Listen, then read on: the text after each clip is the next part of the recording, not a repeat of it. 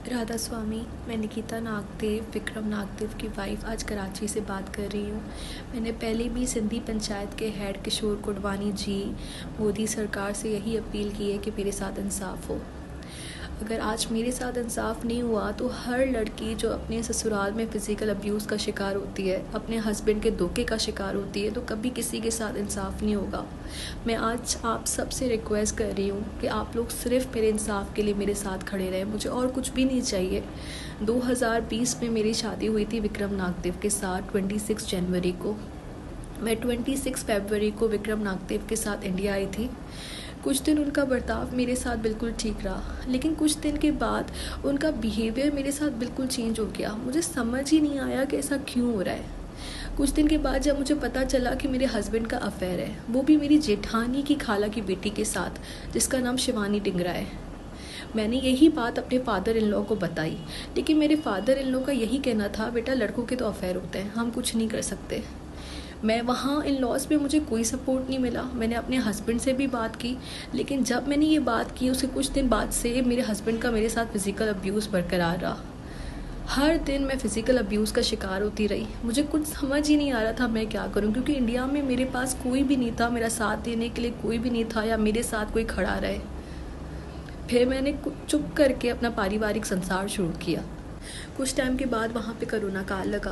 Corona काल में मैं अपना बी फॉर्म वहाँ पे सबमिट करी थी, लेकिन मेरे हस्बैंड ने मुझे रोक दिया। मेरे हस्बैंड ने कहा कि अभी अगर तुम्हें अपने माँ बाप से मिलना है तो तुम 1 महीना वहाँ पे जा सकती हो, अगर तुम्हारा बी फॉर्म यहाँ पे सबमिट हो गया तो तुम 3 साल तक पाकिस्तान नहीं जा पाओगी।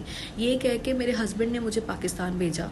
जब मैं यहाँ पर आई, मैं 1 महीने की परमिशन लेके अपने हस्बैंड से बाकायदा पाकिस्तान आई थी, जो कि उन्होंने खुद मुझे भेजा था। जब मैं यहाँ पर पहुँची हूँ, कुछ दिन बाद मैंने अपने हस्बैंड को बोला कि आप अभी वीज़ा के पेपर्स मुझे भेज देना कुछ देर में, ताकि मैं वहाँ के लिए अप्लाई कर दूँ, क्योंकि वीज़ा आने में टाइम लगेगा। मेरे हस्बैंड ने मुझे कहा कि मैं तुम्हें वीज़ा के पेपर्स भी नहीं भेजूँगा, ना मैं तुम्हें इंडिया बुलाऊँगा। ये कह के उन्होंने मुझे ब्लॉक कर दिया व्हाट्सएप से। मुझे कुछ समझ में नहीं आया कि ऐसा हो क्यों रहा है। उसके बाद मेरे फादर इन लॉ ने हमें फ़ोन किया, मेरे पापा को फ़ोन किया। उन्होंने कहा कि आप हमारे भाइयों के घर जाएं, हमारे भाइयों से बात करें। उन्होंने हमें हर जगह पे जलील किया। हमें कुछ समझ में ही नहीं आ रहा था। जो लड़की 1 महीने के लिए अपने माँ बाप से मिलने आई थी, उसका पूरा जीवन इस तरह से लुट गया। क्या कोई भी लड़की अपने ससुराल से अपने माँ बाप के घर आएगी तो क्या वो कभी भी अपने घर नहीं जा पाएगी? क्या कभी भी वो अपने ससुराल नहीं जा पाएगी? क्या हम लड़कियों का कोई भी घर नहीं है? जब भी हम अपने माँ बाप के घर आएंगे तो हमें ससुराल वाले इस तरह से धमका के हमें अपने माँ बाप के घर ही बिठा देंगे। अब जाके मुझे पता चल रहा है कि मेरे हस्बैंड ने वहाँ पे इलीगली शिवानी डिंगरा से एंगेजमेंट की है, जबकि उनकी वेडेड लीगली वाइफ यहाँ पे पाकिस्तान में अपने माँ बाप के घर बैठी हैं। मेरा आखिर कसूर क्या है कि मैं 1 महीना अपने माँ बाप से मिलने आई, वो भी मेरे हस्बैंड के कहने पे? क्या कोई भी लड़की अपने ससुराल से माँ बाप से मिलने आएगी तो वो कभी अपने घर नहीं जा पाएगी, अपने ससुराल नहीं जा पाएगी? इंडिया में तो ऐसा कानून है कि वो अपनी औरतों, हर औरत के साथ इंसाफ होता है, हर औरत के साथ न्याय होता है, वहाँ वुमेन एम्पावरमेंट है। मैंने तो कभी नहीं सुना कि एक औरत के होते हुए, एक वाइफ के होते हुए कोई दूसरी शादी कर ले, वो भी इलीगली।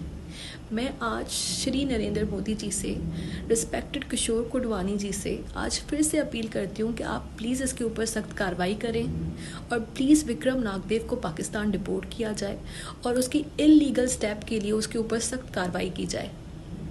जब मुझे शिवानी डिंगरा के बारे में पता चला कि मेरे हस्बैंड उनसे एंगेजमेंट करने जा रहे हैं, वो भी इलीगली, तब मेरे वालिद ने, मेरे पिताजी ने शिवानी डिंगरा के पिताजी से रिक्वेस्ट की बाकायदा कि आपकी बेटी तो सिंगल है, आप हमारी बेटी का घर क्यों बर्बाद करें। शिवानी डिंगरा के पिताजी के चंद अल्फाज ये भी थे जो उन्होंने मेरे पिताजी को कहे थे। उन्होंने कहा था कि इंडिया का माहौल बहुत फॉरवर्ड है, इंडिया में लड़कियों के अफेयर हो जाते हैं, हम कुछ भी नहीं कर सकते। ये शिवानी डिंगरा के पिताजी के अल्फाज थे जो उन्होंने मेरे पिताजी को कहे थे जब उन्होंने अपनी बेटी के लिए उनसे रिक्वेस्ट की थी। मैंने यही रिक्वेस्ट शिवानी डिंगरा को भी की थी कि आप तो सिंगल हैं, आप तो कहीं पे भी शादी कर सकती हैं, आप मेरा घर क्यों बर्बाद कर रही हैं। शिवानी डिंगरा के यही अल्फाज थे कि मैं विक्रम नागदेव को नहीं जानती, और आज जाके उसने विक्रम नागदेव से एंगेजमेंट कर लिया है। मैंने उसको 100 बार ये रिक्वेस्ट की, 100 मैसेजेस किए हैं कि आप प्लीज़ मेरा घर बर्बाद मत करें। हमारे माँ बाप ने तो कभी हमें ये संस्कार नहीं दिए बेटा कि तुम किसी और औरत का घर बर्बाद कर दो, किसी और के हस्बैंड से तुम शादी कर लो। हमारे माँ बाप ने तो हमें यही संस्कार दिए हैं। हमारे आदरणीय गुरु ग्रंथ साहिब जी के लिए गए फेरे आपको 7 जन्मों का साथी बनाते हैं। क्या मेरे उन 7 फेरों का कोई मोल नहीं?